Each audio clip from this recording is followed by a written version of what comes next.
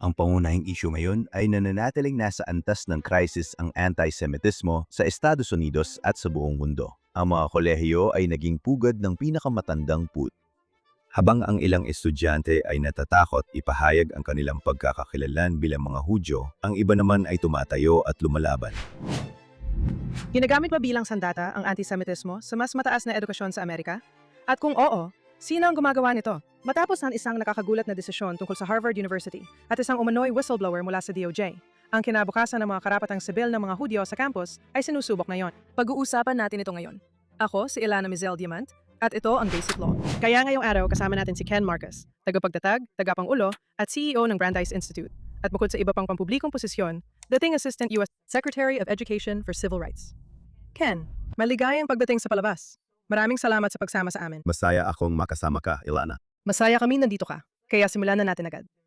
Mayroong kontrobersyal at posibleng napakahalagang desisyon na inilabas ng District Court sa Massachusetts. Kaugnay na isang kaso laban sa Harvard na isinampa ng DOJ. Maaari mo ba kaming bigyan ng kaunting detalye tungkol sa desisyong ito na naging balita nitong mga nakaraang araw, ang factual na background, pati na rin ang mismong desisyon, ang mga dahilan nito, at kung bakit ito napakahalaga? Siyempre, ikalulugod kong gawin yan, Ilana. Anumang bagay na may kinalaman sa Harvard ay sigurado magiging kontrobersyal at posibleng mahalaga. Isa itong desisyon mula sa Federal District Court. Hindi ito desisyon ng Court of Appeals. Hindi ito obligado sundin ng mga susunod na korte. Gayunpaman, ito ay mula sa isang federal na hukom sa isang kaso na nakakakuha ng malaking pansin dahil ito ay may kinalaman sa civil rights suit ng Justice Department laban sa Harvard University tungkol sa anti-Semitismo. Ang kaso ng Justice Department ay halos kapareho ng kasong isinampa ng aking organisasyon, ang Brandeis Center, laban sa Harvard ilang taon na ang nakalipas. Naging matagumpay ang aming kaso dahil nakuha namin ang paborableng desisyon mula kay Hukom Stearns ng Federal District Court sa Boston at sa huli ay nagkaayos kami ng Harvard sa napakapaborableng mga kondisyon. Ang kasong ito ay napunta rin sa parehong hukom, si Hukom Stearns, na siyang nagbasura sa kaso ng Justice Department. At ang dahilan ng pagbabasura nito ay dahil sa huli na ang Justice Department kumilos. At sa pagitan ng panahong iyon, sa pagitan ng investigasyon ay sinagawa ng Department of Health and Human Services at ng pagsasampa ng kaso, kakaunti lang ang natukoy ng Justice Department na karagdagang insidente ng anti-Semitismo.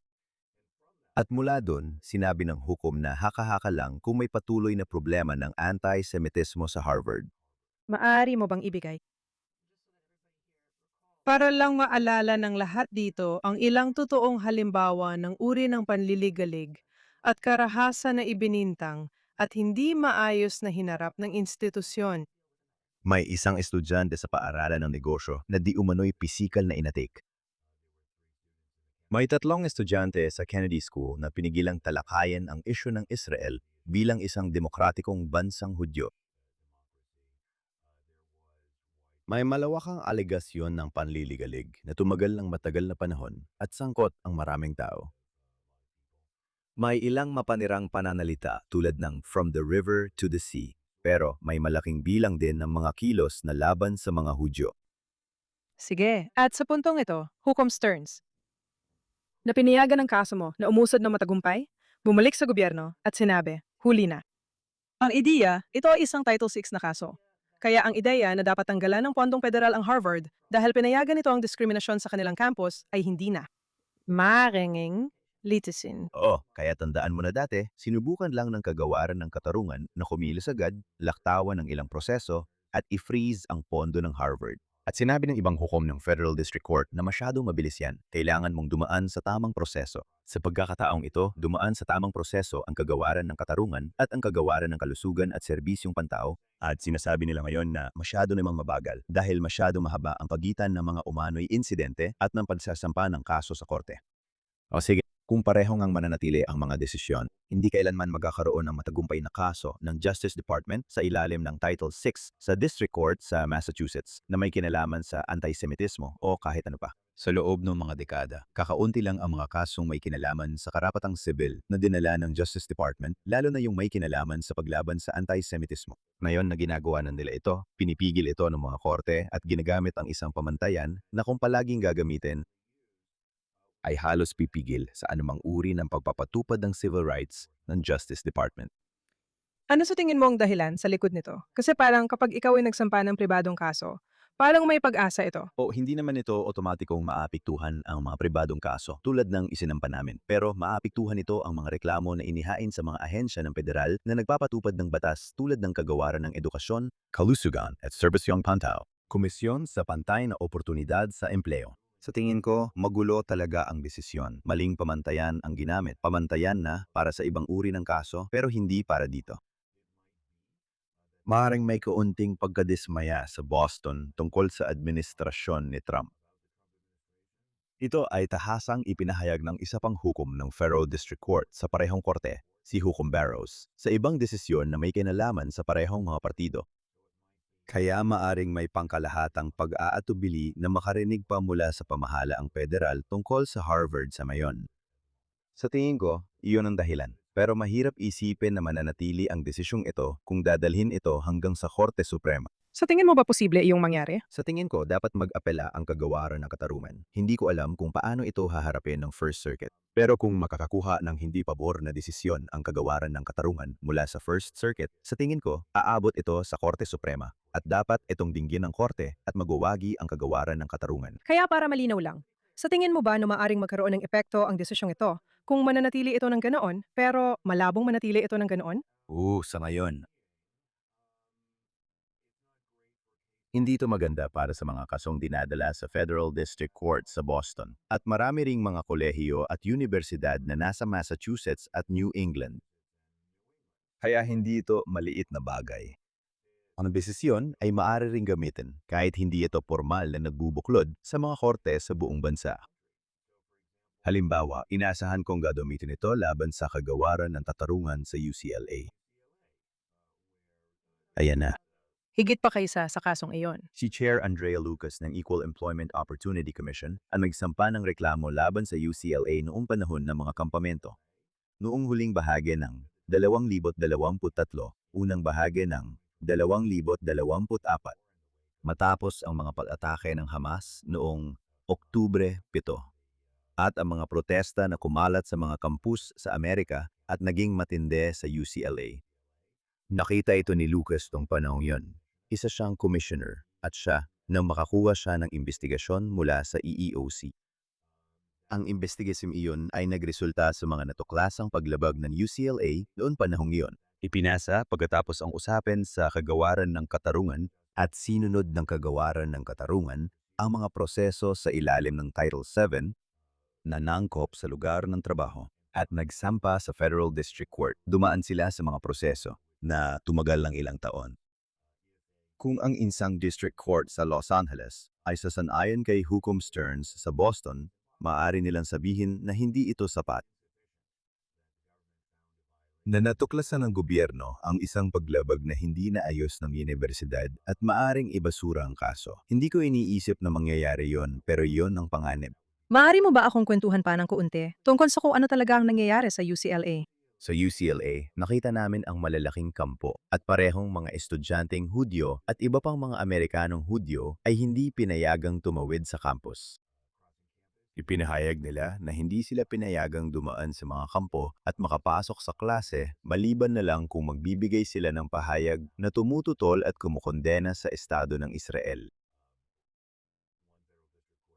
Isang hukom sa Federal District Court sa isang naunang kaso ang nagsabi na mukhang paglabag ito sa batas kahit na wala pang pinal na desisyon na ginawa.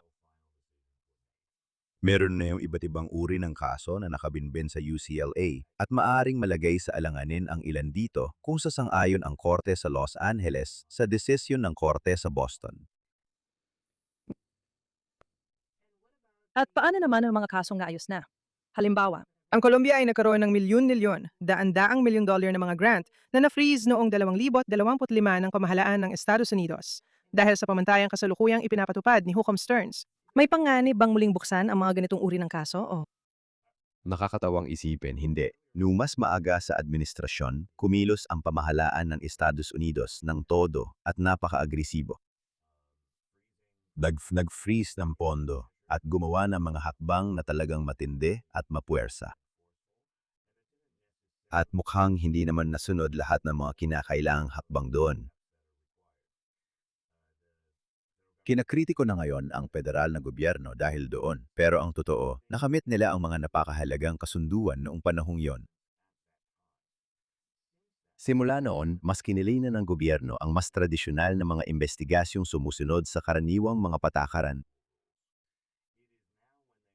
Ngayon na sinusunod nila ang karaniwang mga patakaran na mahaba at mabusisi, dito sila nagkakaroon ng problema sa korte sa Boston. Hindi ito pagtutol na aabot sa kanilang mga naunang kaso, kundi sa mga kasong ginagawa nila ngayon sa ilalim ng karaniwang mga patakaran. Naintindihan. At kung ikaw ay bumalik sa pamahalaan at iniisip ang estratehiya ng paglilitis, sa harap ng mga pangyayaring ito, ano ang magiging pananaw mo? Paano mo ito iisipin? Talagang nakakainis ito. Kailangang maintindihan ng mga opisyal ng Federal Civil Rights Enforcement na sila ngayon ay matindi ang kinikwestiyon sa iba't ibang panig. Nakakatanggap sila ng matinding batikos mula sa Kongreso, kabilang na ang mga miyembro ng Kongreso na posibleng maging chairman kung mabago ang kontrol sa Kongreso. Sila ay Tahimik tapat lang ito. at whistleblower. Bastiak. Bilang halimbawa, ang pinunong demokratang miyembro sa House Judiciary Committee ay nagpadala lang ng isang napakatinding liham ngayong linggo na inaakusahan ng administrasyon ni Trump na isa itong panlilinlang. At pinangalanan ang ilang mga abogado, kabilang na ang mga career lawyer, dahil sa pag-imbento ng mga investigasyon tungkol sa anti-Semitismo. Kung ikaw ay kasali sa pagpapatupad ng mga federal na karapatang sibil, ikaw ay binabatikos mula sa lahat ng panig. Minsan ay sa matitinding personal na salita, kahit pa isa kang career lawyer. Nagdagala ito ng matinding pressure, lalo na kapag pinagsama sa mga desisyon ng korte at ilang bahagi ng media. Kailangan ng matinding, tapang at matibay na sikmura para magpatuloy at magpukus sa trabaho. Pero sa tingin ko, iyon ang kailangang gawin. Sa tingin ko, kailangang ipagpatuloy ng mga opisyal ng Federal Civil Rights Enforcement ang pagtutok sa patuloy at malalang problema ng anti-Semitismo. Sa kabila ng mga pag-atake na nararanasan nila mula sa mga miyembro ng Kongreso, mula sa mga whistleblower, mula sa mga korte at iba pang lugar. At ikaw, iminumungkahi mo, gaya ng sinabi mo, na gamitin ang karaniwang mga patakaran o yung tila mas epektibo, pero medyo mas controversial na uri ng pagpapatupad na ginamit nila noong una.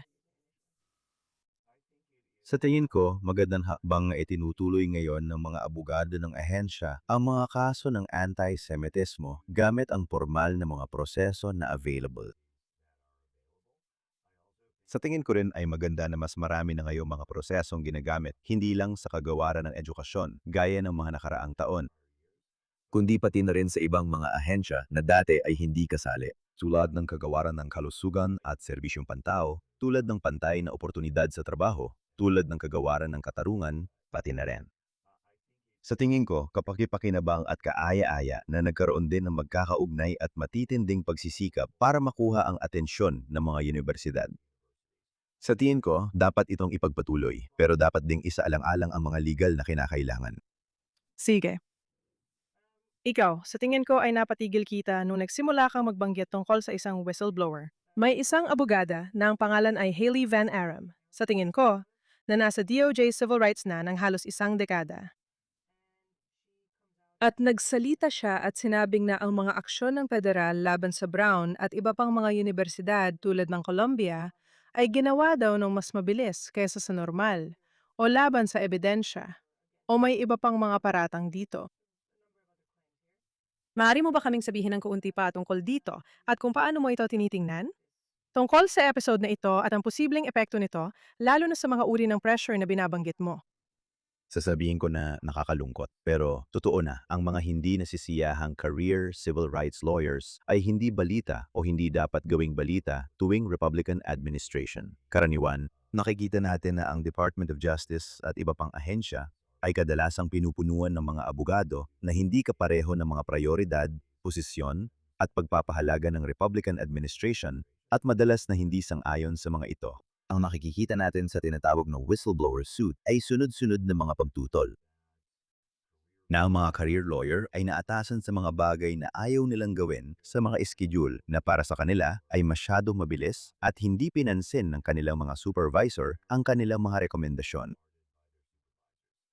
Sa totoo lang, karaniwan ito sa federal na pamahalaan at hindi rin ito kakaiba sa ibang lugar. Minsan, kailangan talagang gawin ng mga tao ang mga trabahong ayaw nila. Minsan kailangan nilang gawin ito sa mga schedule na mas mahigpit kaysa sa gusto nila. At kung pinawawalang bisa ng kanilang mga supervisor ang mga pasya nila, kadalasan ay hindi ito napapansin ng Kongreso. Gayunpaman, ang reklamo na ito ay tumutugma sa kwento na ginagamit ng mga kritiko ng Administrasyong Trump upang labanan ito sa politika. Iyan ay karaniwang normal na politika, kaya marahil ay hindi nakakagulat na isang kilalang miyembro ng Kongreso ang kumuha ng reklamo ng whistleblower na ito at talaga namang pinalaki ito. Ginamit ito bilang batayan ng mga paratang na ang administrasyon ni Trump ay gumagawa ng mali. Naisip ko, kung may mas malaking pagkatangka na gumawa ng isang uri ng moral na paglalagay sa isang antas dito. Idadagdag ko pa sa pinag-usapan mo tungkol sa whistleblower at sa uri ng atensyong natatanggap ng kwentong ito. Ang katotohanan na may kaso rin sa Colombia, hindi na mga estudyanteng Hudyo na nag-aakusa ng antisemitismo, kundi ng mga Palestino o mga estudyanteng nakikisimpatya sa layunin ng Palestina na nag-aakusa na sila ay nadiskrimina. Kaya nagkaroon ng ilang uri ng pagtatangkang manggaya sa naunang kaso. Hindi ako magbibigay ng opinyon kung saan dapat humantong yon. Pero para sa akin, parang sabay-sabay na nangyayari ang mga bagay na ito sa loob ng maikling panahon. At gusto kong marinig ang opinyon mo kung mayroong pagsisikap na lumikha ng moral na paglalagay sa iisang antas at sa gayon ay pahinain. Alam mo na, ang mga kasong isinampa ng mga estudyanteng Hudyo at ng gobyerno para sa kanila. Ang pangunahing isyu na yun ay nananatiling nasa antas ng krisis ang anti-Semitismo sa Estados Unidos at sa buong mundo. Maaring walang mga kampo sa mga kolehiyo, pero nakikita natin ang karahasan sa mga kalsada. Nakikita natin ang mga pag-atake sa mga sinagoga. Nakikita natin na ang mga institusyong K-12 ay nasa mas masamang kalagayan kaysa dati. At may mga problema rin sa ibang sektor tulad ng healthcare at mga unyon ng manggagawa. Ang kailangan gawin ngayon ay ang patuloy na matinding pagtutok sa pagbubunyag, paglaban at pag-aalis ng anti-Semitismo na ito. May ilang tao na sinusubukang ilihis ang atensyon ng mga katulad natin na lumalaban dito sa iba't ibang paraan. Maaring ito ay mga pampulitikang pagsisikap ng mga kritiko ng kasalukuyang administrasyon. Maaring ito rin ay mga legal na hakbang ng mga aktivistang laban sa Israel. Lahat sila ay kailangang mapigilan at dapat nakatuon sa susunod na mga hakbang. Tungkol sa kaso ng Colombia, may dalawang bahagi talaga ito. Ang mga nagdemanda sa Colombia ay nagsabing sila ay mga estudyante ng Colombia na pisikal na inatake dahil sila ay Muslim at Palestino. Kung totoo yon, dapat silang bigyan ng pagkakataon sa korte. Posible na may lugar na parehong may antisemitismo at diskriminasyon laban sa mga Muslim at lahat ng iyon ay masama. Dapat pantay-pantay ang proteksyon para sa lahat. Pero ginamit din ang parehong reklamo yon para subukang pahinain ang mga pagsisikap na labanan ang antisemitismo. Kailangan labanan yon. Kailangan labanan niyon dahil talagang hindi talaga magkatumbas at walang kinalaman ang isa sa isa pa. At ang kailangan natin para sa komunidad at para sa pamahalaang federal at sa mga korte ay manatiling nakatutok sa mahalaga na siyang pagpuksa sa kasamaan ng anti-Semitismo na kumakalat mula sa mga kampus ng kolehiyo papunta sa iba pang sektor. Sa tingin mo ba ay talagang nagmumula ito sa mga kampus ng kolehiyo at kumakalat mula roon? Kaya sa Estados Unidos, nakita natin itong pumasok sa lipunang Amerikano sa pamamagitan ng iba't ibang daanan tulad ng mga kampus ng kolehiyo at marahil pati na rin sa internet at digital media. At mula sa mga lugar na yon, malinaw na kumakalat ito. Ang mga kolehiyo ay naging pugad ng pinakamatandang galit at nakikita natin na ang mga kolehiyo ay nagsasanay ng mga guro sa kindergarten hanggang ika-12 baitang sa anti-Zionistang propaganda na nagpapalaganap ng antisemitismo sa mga paaralan sa buong bansa. Nakikita rin natin na ang uri ng antisemitismo sa kampus na galing sa kaliwang anti-Zionistang panig ay ipinapakalat sa pamamagitan ng mga unyon na manggagawa at iba pa. Maaari mo bang ipaliwanag pa ng kaunti kung ano ang lumalabas sa kindergarten hanggang ika-12 baitang at sa pamamagitan ng mga unyon na manggagawa o iba pa mga organisasyon? Sa mga paaralang mula kindergarten hanggang ika-12 baetang nakikita na natin ngayon ang antas ng antisemitismo na parang katulad ng nakita natin sa mga kampus ng kolehiyo ilang taon na ang nakalipas. Hindi pa ito umaabot sa antas ng mas mataas na edukasyon, pero tiyak na mas malala ito kaysa sa nakita natin noon at malayo ang agwat. Iba-iba ang anyo nito. Ang ilan dito ay mga estudyante sa high school na ginagaya ang asal ng kanilang mga nakatatandang kapatid, sumisigaw ng From the River to the Sea tuwing nagwe-walk out mula sa klase. Ang ilan dito ay may kinalaman sa mga aprobadong kurikulum tulad ng Liberated Ethnic Studies sa ilang silid-aralan sa California na may makitid at negatibong pananaw tungkol sa pagkakakilanlang Hudyo at sa Israel. Ang ilan dito ay may kinalaman sa mga unyon ng mga guru na nagpapalaganap ng mga anti-Israel na pananaw at mga materyales pang edukasyon na mas malala pa kaysa sa tinatanggap ng ilang distrito ng paaralan.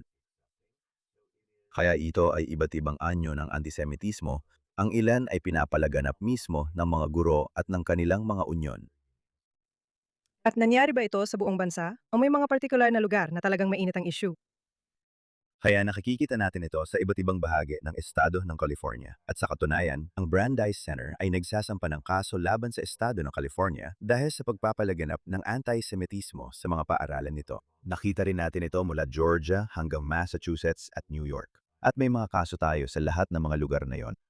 At nakikita rin natin itong lumalabas sa iba pang mga lugar. Malinaw na isa itong pambansang problema. At ang federal na pamahalaan ba ay tinutugunan din ang mga institusyong iyon o nakatuon lang ito sa mas mataas na edukasyon? Mas nakatuon ang federal na pamahalaan sa mas mataas na edukasyon.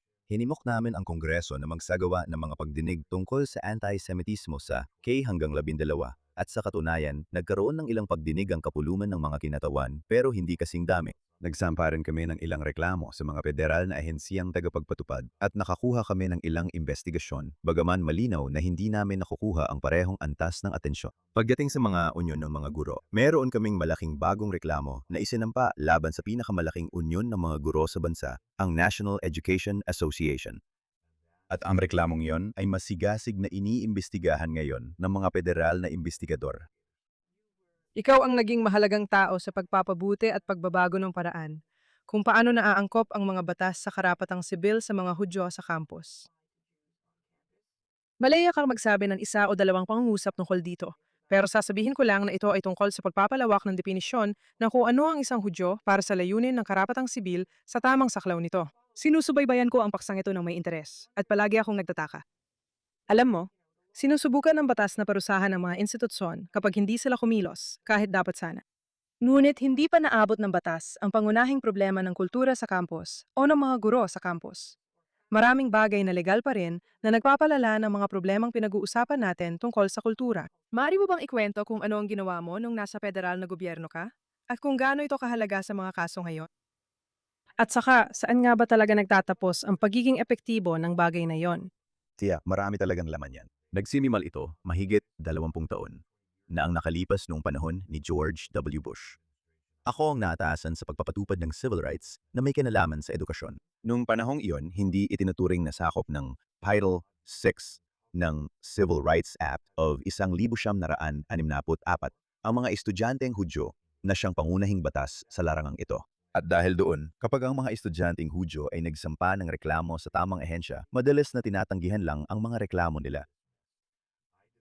Ako ang bumuo ng patakaran kung saan sinasabi na ngayon ng pamahalaang federal na para sa mga Hudyo o iba pang etno-relihiyosong grupo. Mga reklamo kung ang isang grupo ay may magkakaparehong etniko o pinagmulang lahi at mayroon ding iisang pananampalataya. Ang katotohanang may iisang pananampalataya sila ay hindi nangangahulugang mawawala ang jurisdiksyon ng ahensya. Sa madaling salita, ang mga Hudyo ay isang grupong panrelihiyon, ngunit sila rin ay isang grupong etniko at isang bayan. At dahil tayo ay nagkakaisa bilang isang bayan, may karapatan tayo sa proteksyon ng mga karapatang sibil katulad ng ibang grupo gaya ng mga Aprikanong Amerikano, Hispano o Arabong Amerikano. Iyan ay isang bagong pulisya, mga 20 taon na ang nakalipas. Ngunit ngayon ay tinanggap na ito ng bawat administrasyong pampanguluhan mula noon. Nagtanong ka tungkol sa estratehiya. Sa simula, lahat ng mga kaso namin ay nakatuon sa mga institusyon tulad ng Harvard, MIT at Berkeley na tinutolerahan ang hostile environment laban sa mga estudyanteng Hudyo. Batay sa paniniwala na hindi namin kailangang labanan ang bawat insidente, kundi panagutin ang buong institusyon para sila na mismo ang humawak ng mga isyu sa hinaharap. Patuloy pa rin naming isinusulong yan, pero hinahabol din namin ang ilan sa mga nagkasala at ilang mga organisasyon na sumisira sa kultura. Kaya ang mga grupo tulad ng Students for Justice in Palestine o Turtle Island Liberation Front o People's City Council na inaakusa naming responsabale sa ilan sa mga problema sa mga kolehiyo at iba pa. Hinahabol din namin sila hanggat sila ay lumalabag sa mga batas federal at pang-estado. Ang batas ang susi sa pagbabago ng lipunan sa Amerika pero hindi ito kayang gumana mag-isa. Kailangan ng mas mataas na kamalayan ng publiko, kailangan ng edukasyon, kailangan ng aktivismo. Sinubukan naming isama iyon sa aming paraan para kapag nagsampa kami ng kaso, ginagamit din namin ito sa pamamagitan ng media para mapataas ang kamalayan.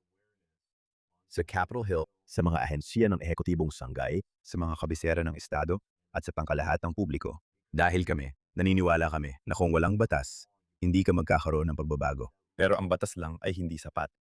Sa pinakaugat, ang sinusubukan gawin ngayon ng pamahalaang federal sa pamamagitan ng kanilang mga kaso ay takutin, hikayatin o parusahan ang mga institusyon na tumatanggap ng pondo mula sa pamahalaang federal para mapakilos sila sa mga tiyak na paraan. Kaya gusto ko talagang pag-usapan ang kahalagahan ng pondo mula sa pamahalaang federal para sa mga institusyong ito, na syempre ay may mahahabang kasaysayan at malalaking pondo, at kung bakit ito ay maaring maging epektibong kasangkapan na ginagamit ng pamahalaang federal. At pagkatapos, ang pangalawang tanong ay umiikot talaga sa katotohanang nagbabago ang mga administrasyon. Kaya alam mo, ang isang institusyon, kung karapat-dapat itong maparusahan at naparusahan ito ng isang administrasyon, ay madaling maibalik ang pondo nito makalipas ang ilang taon. Sa tingin mo ba, sa isang paraan, nababawasan nito ang bisa ng hakbang ng federal na pamahalaan? Ang mga pinuno ng universidad tulad ng mga pinuno ng korporasyon sa Amerika ay kadalasang panandalian ang iniisip. Kung ang isang pangulo ng universidad ay naniniwala na magkakaroon ng matinding dagok sa pananalapi ngayong taon, hindi ito magiging pampalubag loob na. Ilang taon mula ngayon, maaring mas maganda ang kalagayan ng kanilang institusyon, pero ang iniisip nila ay kung paano tutugon ang kanilang mga tagapangasiwa sa kasalukuyan sa ngayon. Ang pondo ay susi sa mga karapatang sibil sa edukasyon. Maraming nagrereklamo. Bakit pinipigilan ng Administrasyong Trump ang pondo para sa mga universidad? Ganito talaga ang proseso at sasabihin ko sa iyo kung bakit ito gumagana. Noong dekada 60, noong unang binubuo ng Kongreso ang mga pangunahing batas sa karapatang sibil na ginagamit pa rin natin hanggang ngayon, napagtanto ng mga miyembro ng Kongreso na hindi pinapayagan ng konstitusyon na magtakda sila ng kahit anong uri ng limitasyon na gusto nila sa mga universidad o pampublikong paaralan. At tandaan na noong panahong iyon, ang pangunahing focus nila ay ang segregasyong batay sa lahi sa elementarya at sekundaryang paaralan. At lahat ng iba pang issue ay pangalawa lamang. Kaya ang tanong na kinaharap nila ay, paano tayo makakagawa ng batas na talagang magdudulot ng pagbabago sa segregasyon at sa pangkalahatan, pagpapatupad ng mga karapatang sibil at matibay ito sa korte? At nakaisip sila na isang napakatalinong ideya na ganito. Hindi lang natin sasabihin sa mga pampublikong paaralan o universidad na kailangan nilang sumunod sa mga patakaran ng karapatang sibil. Gagawa tayo ng dalawang bagay. Una, sasabihin natin na kung tatanggap ka ng pera mula sa federal na pamahalaan, may mga kondisyon itong kaakibat. Kailangan mong sumang-ayon bilang kapalit ng pondo na yon na susunod ka sa mga kinakailangan ng karapatang sibil. At pagkatapos, pangalawa, magsisimula tayong maglagay ng napakalaking halaga ng pera ng mga nagbabayad ng buwis sa edukasyon sa bawat antas. Sa sobrang laki nito na ang mga institusyong pang-edukasyon ay aasa na rito. At ayaw na nilang sabihin na hindi nila tatanggapin ang mga kondisyon na kaakibat nito. Sa ngayon, kung ang isang malaking universidad na nakatuon sa pananaliksik ay nagsabi, ayaw naming sumunod sa interpretasyon ng kasalukuyang administrasyon tungkol sa mga batas sa karapatang sibil, maaari nilang iwasan ang marami. Kung hindi man lahat sa simpleng pagsasabi na hindi namin tatanggapin ang pera. At may ilang maliliit na institusyong Kristiyano na hindi tumatanggap ng pondo mula sa federal na pamahalaan dahil sa prinsipyo. Pero ang malalaking universidad na nakatuon sa pananaliksik ay naging sobrang dependent na dito, kaya hindi nila pipiliing gawin ang desisyong iyon. Ano sa tingin mo ang ilan sa mga malalaking mahahalagang kaso na paparating kaugnay ng mga aksyon sa karapatang sibil laban sa mga kolehiyo at universidad? Sa ilang paraan, ang pinakamalaking kasalukuyang kaso ngayon ay ang Stand With Us laban sa Massachusetts Institute of Technology. Malaking dagok yon para sa komunidad ng mga Hudyo. At kung magpasya ang Korte Suprema na suriin ito, maaring maging pagkakataon ito para baligtarin ang desisyon. Marami pang ibang kaso na nananalo. Maaari mo bang ibahagi pa ng kaunti tungkol doon? Hindi ko magagawa at kailangan kong sabihin na medyo technical ito. Hindi ito tulad ng inaakala ng mga tao. Halimbawa, hindi ito kaso tungkol sa malayang pananalita. Hindi iyon ang issue. Ang issue sa MIT ay pangunahin kung ang universidad ay tumugon ng tama sa anti-Semitismo na alam na nito. Ang terminong ginamit ay sadyang pagwawalang bahala. Sinasadya bang nagwalang bahala ang universidad sa mga nangyayari sa harap mismo nila? Ang paraan ng pag-apply ng pamantayang iyon ng korte ay malamang na hindi tama. Naniniwala akong mali iyon. Pero kung makikita ng Korte Suprema na karapat dapat bigyan ng oras at rebisahin ang isong ito, iyan ang ating abangan ngayon. Kasasabay nito, nakikita natin ang mahahalagang kaso mula sa UCLA hanggang MIT at sa iba't ibang bahagi ng bansa.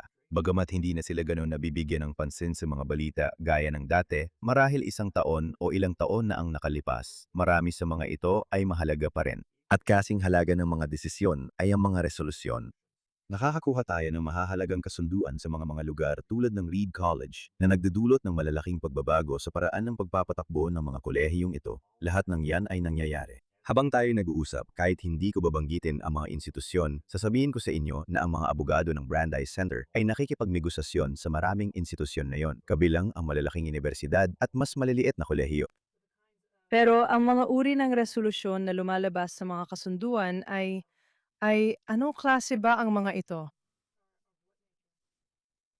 Sa totoo lang, Nagkakaiba-iba. Pero kadalasan, ang mas matitibay na kasunduan ay mayroong maraming bahagi.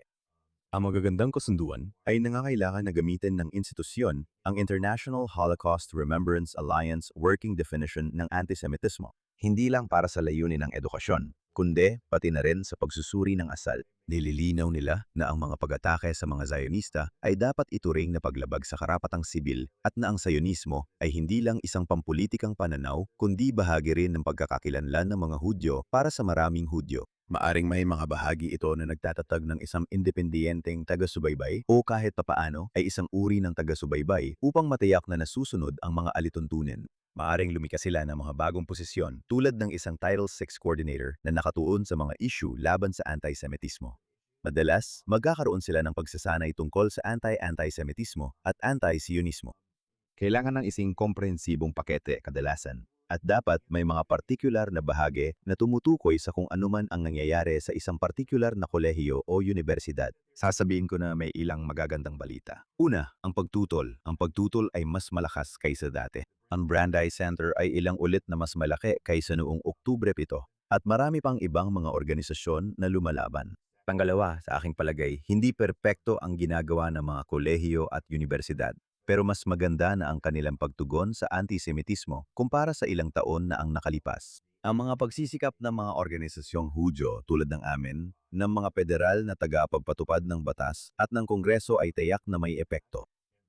At pangatlo, habang may ilang estudyante na natatakot ipahayag ang kanilang pagkakakilanlan bilang mga Hudyo, may iba naman na nanindigan. At nakikikita natin ang bagong henerasyon ng mga lider na Hudyo, kabilang na ang ilan na napakabata pa, mga estudyante sa high school, at syempre mga estudyante sa hiyo na tumatayo at lumalaban. Iyan ang kailangan nating makita. At iyan ang mapapabago ng takbo ng sitwasyon kung meron man. sanay magtagumpay ka at ang marami pang iba sa pagsusulong ng misyong ito. At maraming salamat muli sa pagdalo sa palabas. Salamat Alan, ikinagagalak ko.